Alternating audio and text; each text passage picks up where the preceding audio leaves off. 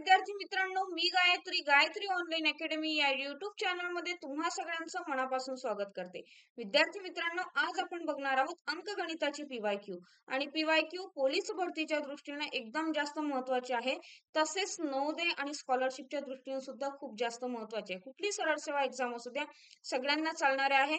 चला तर जराही वेळ न वाया घालवता वळूया आजच्या पहिल्या प्रश्नाकडे. विद्यार्थी मित्रांनो, सगळ्यांना स्क्रीनवरती पहिला प्रश्न दिसतोय. काय आहे रे पहिला प्रश्न? पहिला प्रश्न आहे 1 ते 100 पर्यंत 5 हा अंक किती वेळा येतो? तर हा एकदम बेसिक प्रश्न आहे आणि काही जणांचं म्हणणं असेल की टीचर अशाही प्रकारचे बेसिक प्रश्न विचारले जातात का? तर 100% विचारल्या जातात. पीवायक्यू आहे म्हटल्यानंतर केव्हा तरी विचारला गेलेला आहे. आणि 1 ते 100 पर्यंत 5 हा अंक 20 वेळा येतो. किती वेळा येतोय? 20 वेळा येतो. मग आता प्रत्येक वेळेस तुम्हाला 5 अंक विचारणार नाही, तर तुम्हाला 1 अंक विचारू शकतात, 0 विचारू शकतात. तर ह्या सगळ्या गोष्टी तुम्हाला माहिती असल्या पाहिजे. बघा, तुमच्या माहिती सांगते. 1 ते 100 पर्यंत 1 हा अंक किती वेळा येतो? 21 वेळा. किती वेळा येतो? 21 वेळा. बरोबर आहे. त्यानंतर 0 हा अंक 1 ते 100 पर्यंत 11 वेळा येतो. किती वेळा येतो? 11 वेळा. आणि 2 पासून तर 9 पर्यंतचे सगळे अंक 20 वेळा येतात. किती वेळा येतात? 20 वेळा येतात. क्लिअर आहे? म्हणजे जर तुम्हाला कुठलाही अंक विचारला तर तुम्हाला घोकंपट्टी करण्याची किंवा तिथे वेळ वाया घालवण्याची गरज नाही. एकदम फिक्स करून ठेवा डोक्यात. 1 विचारला तर 21 वेळा येणार 1 ते 100 मध्ये. 0 विचारला तर 11 वेळा येणार. आणि 2 पासून तर 9 पर्यंतचे सगळे अंक 20 वेळा येणार. क्लिअर आहे? पहिला प्रश्न छान झालेला आहे. चला तर लगेच वळूया आजच्या दुसऱ्या प्रश्नाकडे. दुसरा प्रश्न सगळ्यांना स्क्रीनवरती दिसतोय. सेम टाईपचा प्रश्न आहे. 2 अंकी संख्यांमध्ये 2 हा अंक किती वेळा येतो? आता इथे बघा, ऑप्शन मध्ये 20 पण आहे, 18, 15, 19 आहे. मग बरेच जण म्हणतील की 20 मॅडम मी आधीच बोललो 20, पण नाही. लक्षात घ्या, 2 अंकी संख्या म्हटलंय. 2 अंकी संख्या चालू होतात 10 पासून तर 99 पर्यंतच्या ह्या सगळ्या संख्या काय आहेत? 2 अंकी संख्या आहेत. काय आहेत? 2 अंकी संख्या. बरोबर आहे. मग आता बघा रे, 2 अंकी संख्यांमध्ये 2 हा अंक येणार 100% 19 वेळा. काय येणार? 19 वेळा. आपण आधी बघितलं होतं ते 1 ते 100 पर्यंत होतं, पण हे 10 ते 99 पर्यंत आहे, म्हणजे 19 वेळा येणार आहे. आणि आता पुढचा प्रश्न, मग 0 किती वेळा येतो? तर 0 येतो 9 वेळा. 0 किती वेळा येतो? 9 वेळा येतो. आणि 1 पासून तर 9 पर्यंतचे सगळे अंक 19 वेळा येतात. काय येतात? 19 वेळा येतात. समजते विद्यार्थी मित्रांनो? लक्षात येते? चला लगेच आपल्याला तिसऱ्या प्रश्नाकडे वळायचं आहे. तिसरा प्रश्न सगळ्यांना स्क्रीनवरती दिसतोय. 19, 21, 23 आणि 29 यातील संयुक्त संख्या ओळखा. आधी तर तुम्हाला हे माहिती पाहिजे की संयुक्त संख्या म्हणजे काय. संयुक्त संख्या म्हणजे अशी संख्या जी मूळ नाही, त्याला काय म्हणायचं? संयुक्त संख्या म्हणायचं. बरोबर आहे ना? जेव्हा ज्यांनी बघितला नसेल त्यांनी बघून घ्या, चॅनलवर व्हिडिओ टाकलेला आहे. संख्याचे प्रकार सगळे एकदम डिटेल मध्ये घेतलेले आहे. त्यामध्ये संयुक्त संख्या आहे, मूळ संख्या आहे. बरोबर आहे? संयुक्त संख्या म्हणजे जी मूळ नाही ती काय झाली? संयुक्त संख्या. आणि मूळ संख्या, मग आता बघा रे, मूळ संख्येची व्याख्या काय आहे? तर मूळ संख्या त्याच 1 ने किंवा त्याच संख्येने भाग जातो. बरोबर आहे? त्याच संख्येने भाग जातो.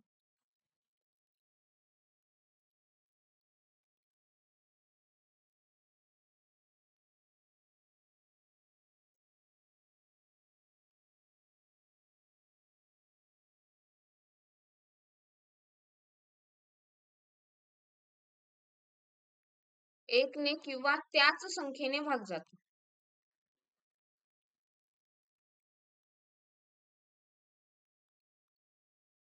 बरोबर? मग ह्या झाल्या मूळ संख्या. मग ज्या मूळ नाहीत त्यांना काय म्हणायचं? संयुक्त संख्या म्हणायचं. ज्या मूळ नाहीत त्यांना काय म्हणायचं? संयुक्त संख्या. आता तुम्ही बघा रे, 19 काय मूळ संख्या आहे, कारण 19 फक्त 1च्या पाड्यामध्ये येते आणि 19च्या. त्यानंतर 23 बघा, 29 बघा, ह्या सगळ्या काय? मूळ संख्या आहे. मग 21 जी संख्या आहे ती संयुक्त संख्या आहे. का बरं? 7च्या पाड्यामध्ये येते, 3च्या पाड्यामध्ये येते, 1च्या पाड्यामध्ये येते, 21च्या पाड्यामध्ये येते. म्हणजे एवढ्या संख्येने त्याला काय होते? भाग जातोय. सरळ सरळ लक्षात येते. मग 21 ही संख्या काय आहे? संयुक्त संख्या आहे. चला तर विद्यार्थी मित्रांनो, पुढचा प्रश्न आपल्याला लगेच बघायचा आहे. 27, 125, 343 आणि 729 पुढे प्रश्नचिन्ह दिलेलं आहे आणि प्रश्नचिन्हाच्या जागी काय येणार आहे हे आपल्याला विचारलेलं आहे. काय करायचंय? संख्या मालिका पूर्ण करायची आहे. बरोबर आहे की नाही? मग मित्रांनो, आधी प्रश्न स्क्रीनवरती लिहून घेते बघा. 27, पुढची संख्या आहे 125, पुढची संख्या आहे 343 आणि 729. आता जर तुम्ही बघितलं तर 27 काय आहे रे? घन संख्या आहे. काय आहे? घन संख्या. माहिती असतं ना घनसंख्या काय आहे? घनसंख्या म्हणजे त्याच संख्येसोबत 3 वेळा जेव्हा गुणाकार केला जातो तेव्हा त्याला काय म्हणायचं? घनसंख्या म्हणायचं. मग 3 चा घन बघा, 3 चा घन काय येतो? 27. एक करून दाखवते. 3 गुणिले 3 गुणिले 3. 3 त्रिक 9, 9 त्रिक 27. बरोबर आहे की नाही? मग 125 कोणाचा घन आहे? 5 चा घन आहे. मी वारंवार बोलते, जेव्हा जेव्हा मी PYQ चे लेक्चर घेते तेव्हा तेव्हा मी तुम्हाला वारंवार एक गोष्ट सांगत असते की किमान तुम्हाला 10 पर्यंतचे घन आणि 20 ते 25 पर्यंतचे वर्ग संख्या काय पाहिजे? पाठ पाहिजे. बरोबर आहे की नाही? मग आता 5 चा घन 125, त्यानंतर 7 चा घन काय येणार? 343. बरोबर आहे? 7 चा घन 343. 9 चा घन येतोय 729. 9 चा घन काय येतोय? 729. आता पुढची संख्या काय येणार इथे बघा. 3. 3 नंतर काय आलं? 5. 5 नंतर काय आलं? 7. 7 नंतर काय आलेलं आहे? 9. 9 नंतर काय येणार? 11. का बरं 11? कारण बघा ना, इथे काय आहे? तर तुम्ही असं म्हणू शकता, एकाआड एक संख्या घेतलेली आहे, किंवा तुम्ही असंही म्हणू शकता काय आहे? विषम संख्या आहे. मग 11 चा घन काय येणार? 11 गुणिले 11 गुणिले 11. 11 गुणिले 11 किती आलं? 121. किती आलं? 121 गुणिले 11. 11 एक 11. हातचा आला 1. 11 दुनी 22. 22 आणि 1 23 ला 3. हातचा आला 2. बरोबर. त्यानंतर 11 एके 11 आणि 11 आणि 2 किती झाले? 13. 1331 आहे का रे ऑप्शन मध्ये? हो मॅडम, 100% आहे. मग प्रश्न समजलेला आहे. काय म्हटलं होतं की संख्या मालिका पूर्ण करायची होती आणि मी खूपदा बोलून गेलेले आहे की जेव्हा पण संख्या मालिका तुम्ही पूर्ण करता तेव्हा तुम्हाला काय चेक करायचंय? संख्या मालिकेमध्ये संख्या वाढत जाते का? पटीत वाढते का? ठीक आहे, संख्येमधला फरक काढून बघा. त्यानंतर पुढची गोष्ट सांगत असते, वर्गसंख्या आहे का? मूळ संख्या आहे का? कधी कधी वर्गसंख्या अधिक 1, वर्गसंख्या अधिक 2 असा असा काही प्रकार वापरलेला असतो. तर ह्या सगळ्या गोष्टी चेक करायच्या. आणि जो पण संख्या मालिकेवरचा प्रश्न आहे तो आरामात सुटेल. फक्त काय बघायचं? संख्या वाढत जाते का? संख्या कमी होत जाते का? संख्या पटीत वाढते का? किंवा घनसंख्या आहे का? मूळ संख्या आहे का? कधी कधी घनसंख्या अधिक 1, घनसंख्या अधिक 2 अशा टाइप मध्ये असते. ह्या सिरीज तुम्ही बघत राहायच्या. आणि जर तुम्ही असं केलं तर तुम्हाला 100% आन्सर मिळणार. आणि हे केव्हा होणार आहे बरं? जर तुम्ही मनापासून छान प्रॅक्टिस करत असाल ना, जेवढी जास्त प्रॅक्टिस करणार, जेवढे जास्त पेपर सेट सोडवणार.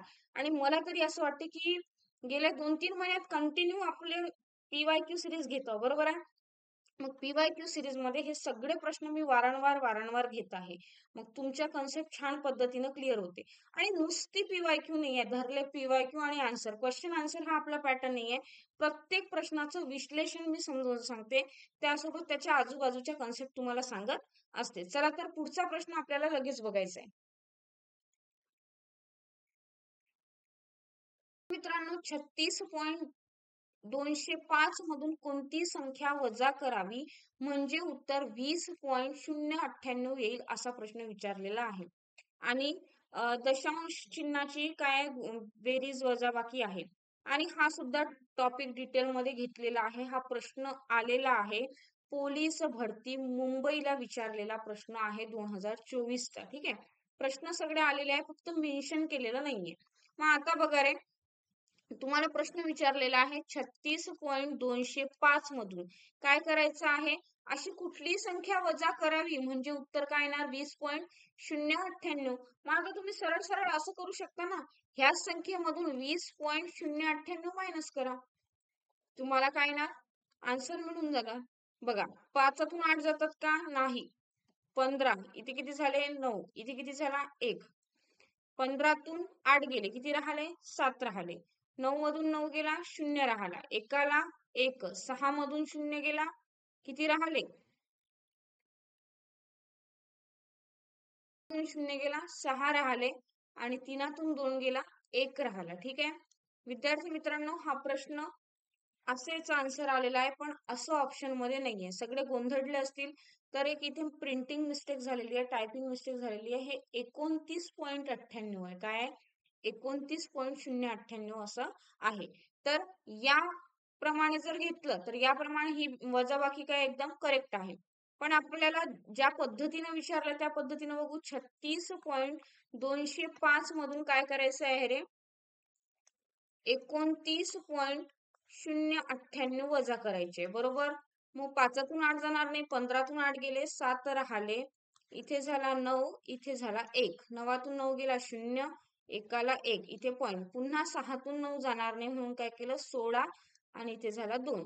16तून 9 गेले, किती राहिले 7, बरोबर. आणि 2ला 2 0, म्हणजे काय मिळालं उत्तर 7.107 आहे का ऑप्शन मध्ये? हो मॅडम 100% आहे. ठीक आहे, ती टायपिंग मिस्टेक होती, ती मी करेक्ट केली. जर टायपिंग मिस्टेक आपण नाही पकडलं तर हे आन्सर येते 16.107 आणि टायपिंग मिस्टेक करेक्शन करून मी तुम्हाला सांगितलं तर 7.107, जे की ऑप्शन नंबर 2 आहे. लक्षात येते सगळ्यांना? चला विद्यार्थी मित्रांनो, आपल्याला पुढचा प्रश्न लगेच बघायचा आहे. 2 डझन पुस्तकांची किंमत 1728 रुपये आहे, तर अशा 15 पुस्तकांची किंमत किती असणार आहे? बरोबर आहे. आता मला एक साधी गोष्ट सांगा, डझन म्हणजे किती? डझन म्हणजे किती? 12, बरोबर आहे. एका डझन मध्ये किती वस्तू मावतात रे? 12 वस्तू मावतात. मग 2 डझन म्हणजे किती? 24. 2 डझन म्हणजे किती? 24, बरोबर आहे की नाही? मग 24 पुस्तकांची किंमत किती आहे? 1728. म्हणजे सरळ सरळ तुम्हाला काय करावं लागेल? 24 ने 1728 ला भाग द्यावा लागेल आणि आलेल्या उत्तराला 15 ने गुणावं लागेल, बरोबर आहे. तेव्हा तुम्हाला अशी पण करू शकता, 24 ला किती पुस्तकं येत आहेत? म्हणजे 24 पुस्तकांची किंमत किती? 1728. तर 15ची काय? बरोबर, क्रॉस मल्टिप्लिकेशन करावं लागेल. 1728 गुणिले 15 आणि हा 24, बरोबर, क्वेश्चन मार्क. क्लिअर आहे? लक्षात येते? आता बघा 3 ने भाग जातो का? 3 पाची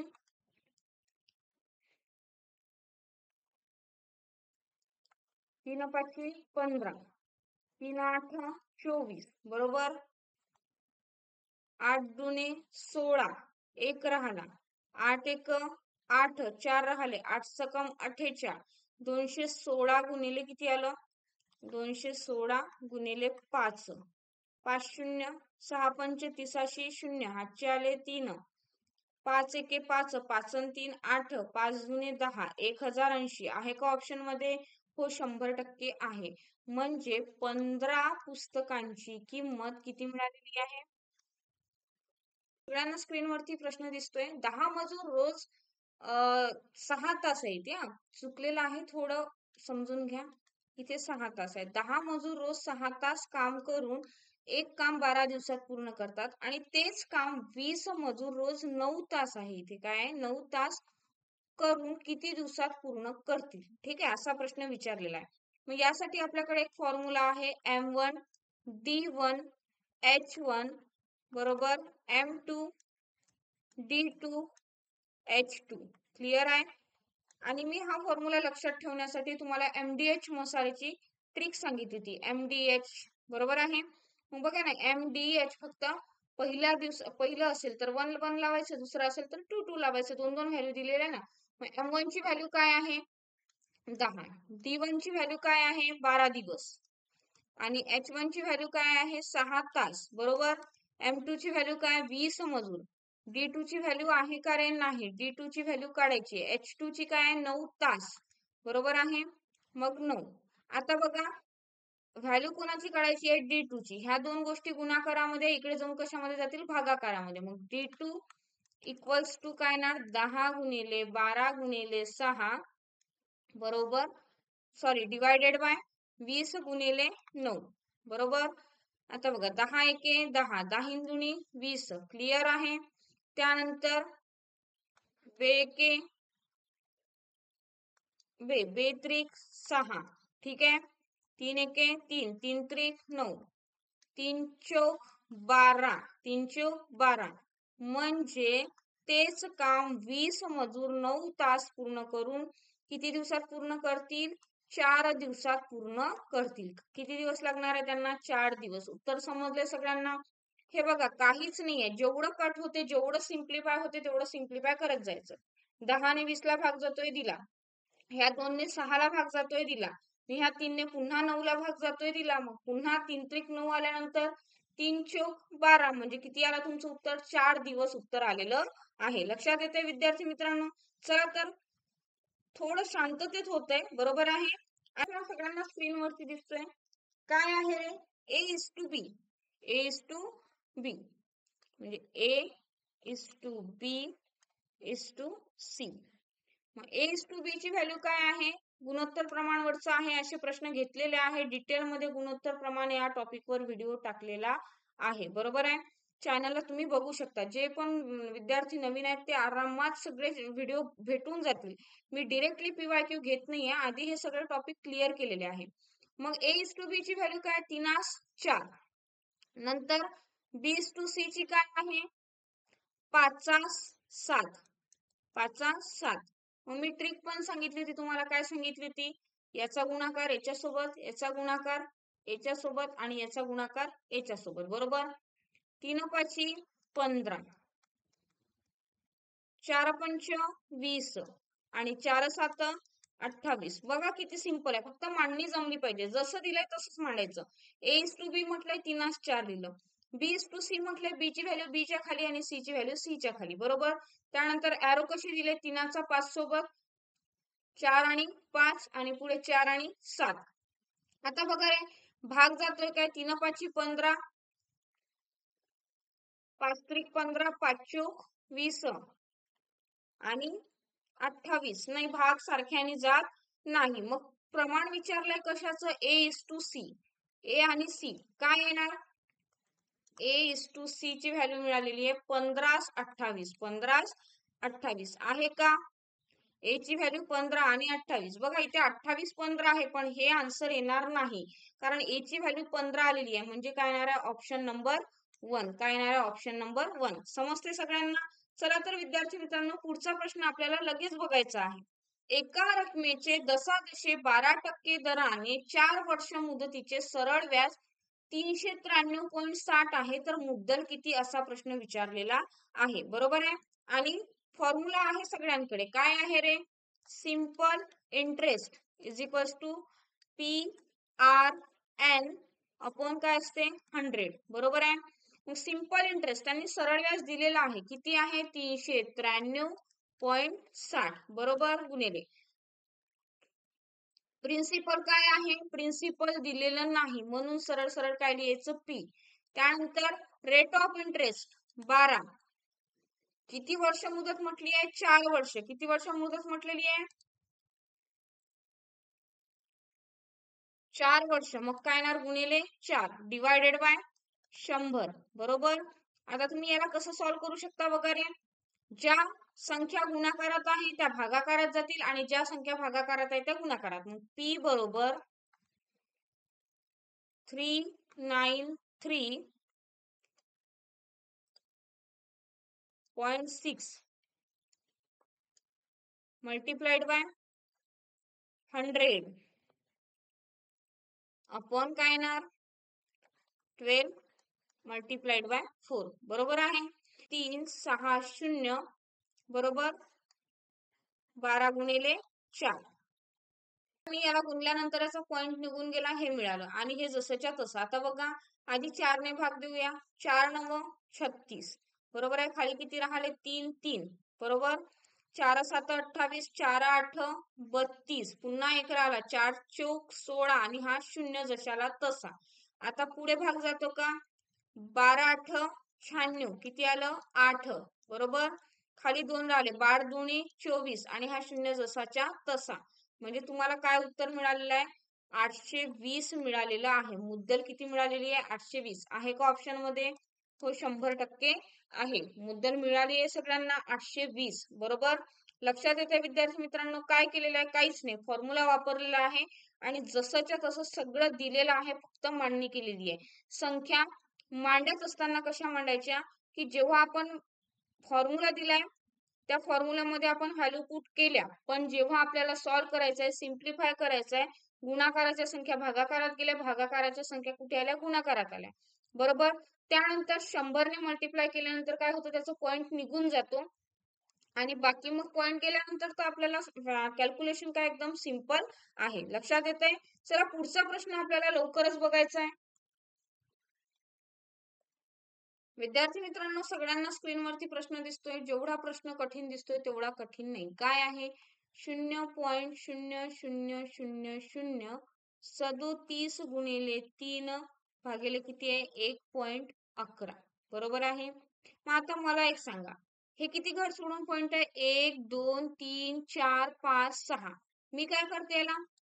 आता मला सांगा, मी इथे काय करते? 4 शून्य ऍड करते. आता तुम्ही म्हणाल का बरं? आता मला एक सांगा, 0.000037 गुणिले 3 1.11 0.0000 1 2 3 4 5 6.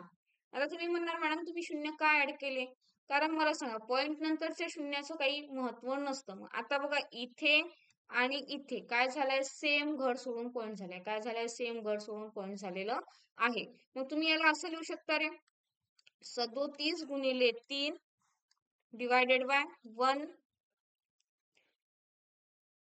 1 1.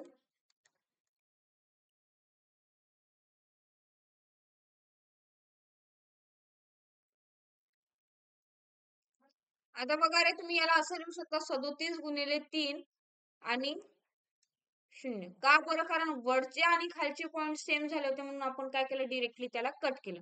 आता 37 गुणिले 3 किती येतं? 111. आणि हा काय आला? 1 1 1 आणि यावरती किती शून्य आहे? 4 शून्य, बरोबर. 111 1 111 आणि हे किती झाले? 4 शून्य यावर जसेच्या तसे, बरोबर. मग तुम्हाला काय मिळालं? 1 भागिले 10,000 काय मिळालं? 1 2 3 4 10,000. मग याची व्हॅल्यू काय असते रे?